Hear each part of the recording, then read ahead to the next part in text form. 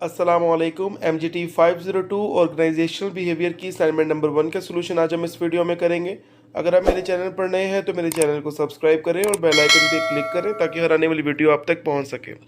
चलते हैं केस की तरफ। अली ने जो एक IT ऑर्गेनाइजेशन को रिसेंटली ज्वाइन किया, उसको एक असाइन प्रोजेक्ट किया गया जिसमें उसने न्यू सॉफ्टवेयर बनाना है जो कि कंपनी के डाटा को सिंक्रोनाइजेशन करने के लिए काम आए।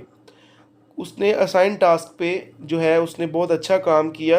हाउएवर ताहम उससे एक छोटी सी मिस्टेक हो गई जिसकी वजह से जो उसके सिस्टम में खराबी आई और उसका जो असाइन टास्क है वो अपने वक्त पे पूरा नहीं हो सका। उसकी ये परफॉर्मेंस जो है वो मैनेजर्स की तरफ से इवेलुएट की गई है और डिफरेंट मैनेजर्स ने डिफरेंट जो है वो राय दी है।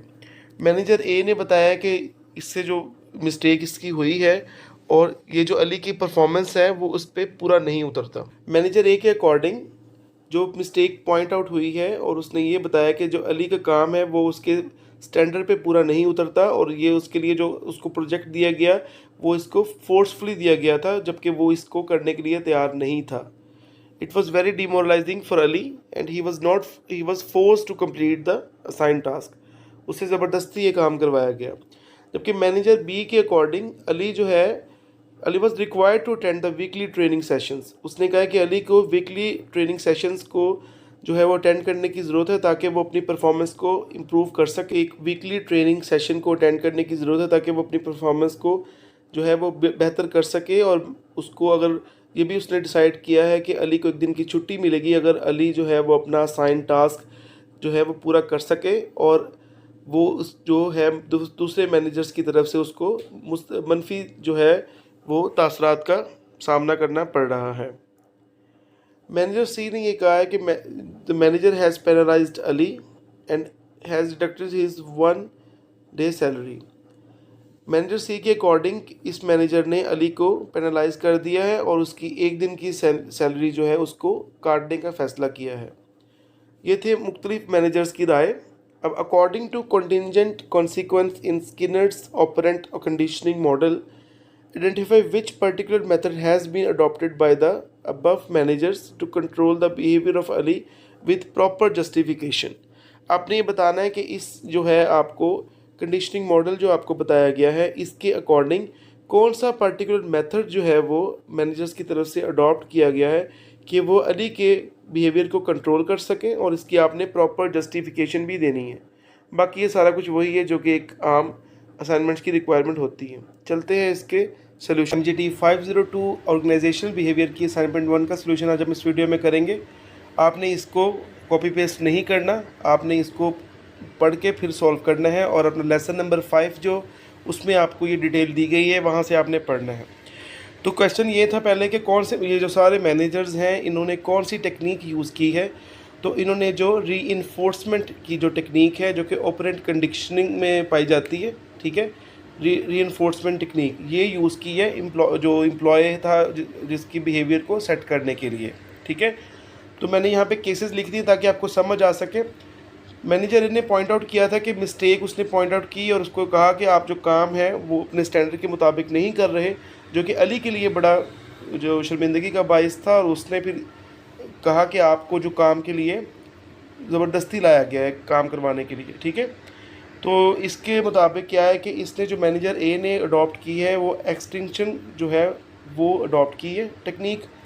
इसमें यहाँ पे कुछ जस्टिफिकेशन लिखी है जो कि मैंने हैंडआउट से ही कॉपी की है। आपने इसको अपनी वर्डिंग में लिखना है। मैंने इसलिए कॉपी खुद नहीं लिखा कि स्टूडेंट्स फिर वही कॉपी पेस्ट करते हैं। आपने इनको अपनी वर्डिंग में एक्सप्लेन करना है। मैनेजर ए ने जो है वो एक्सटेंशन का जो मेथड यूज़ किया है, ठीक है, क्योंकि इसमें एक्सटेंशन क्या है कि इसमें आपने जो अनडिज़ायर बिहेवियर को आपने सेटल करना होता है, ठीक है, और ऐसी रीइंफोर्समेंट करनी होती है, ऐसी टेक्निक्स यूज़ करनी होती है कि वो जो अनडिज़ायर बिहेवियर है वो ज़्यादा देर तक ना चलता रहे और उसमें जहाँ पे प्रॉब्लम है वहाँ पे ठीक हो जाए वो, ठीक है। तो ये एक्सटेंशन होगा, ये आपने डिटेल यहाँ पे लिख लेनी है।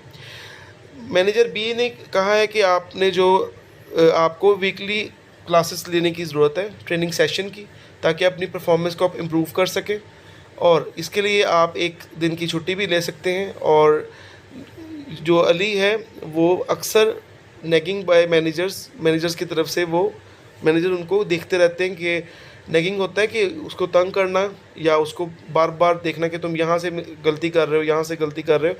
तो ये जो बिहेवियर पाया जाता है ये नेगेटिव रीइंफोर्समेंट में होता है।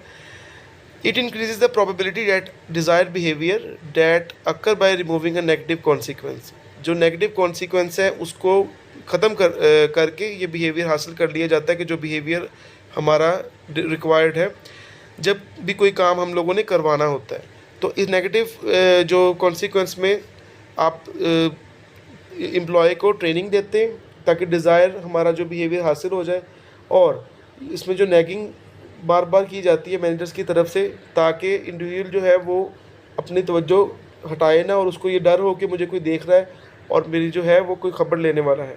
ठीक है। उसके बाद में मैनेजर सी ने जो उसने पेनलाइज़ कर दिया अली को और उसकी जो सैलरी को डिडक्ट कर लिया। तो ये सिंपल ये है जो इसने पनिशमेंट का जो मेथड यूज़ किया है। पनिशमेंट में क्या होता है कि इसमें आप नेगेटिव कॉन्सिक्वेंस को एडमिनिस्टर करते हैं और उसकी जो उनको सज़ा देते हैं ताकि उनका जो रिक्वायर या डिज़ायर बिहेवियर जो है वो हासिल हो सके और जो अनडिज़ायर बिहेवियर एक मरतबा हुआ है वो दोबारा ना हो सके। तो मैनेजर ए ने जो एक्सटेंशन यूज़ किया है, मैनेजर बी ने जो नेगेटिव रीइंफोर्समेंट, जबकि मैनेजर सी ने पनिशमेंट। ये आपने इस तरह दो लाइनों की इसकी जस्टिफिकेशन लिख लेनी है अपनी वर्डिंग में। होपफुली आपको इसकी समझ आई होगी। वीडियो को लाइक कीजिएगा, शेयर कीजिएगा और मेरे चैनल को सब्सक्राइब करें। Thank you.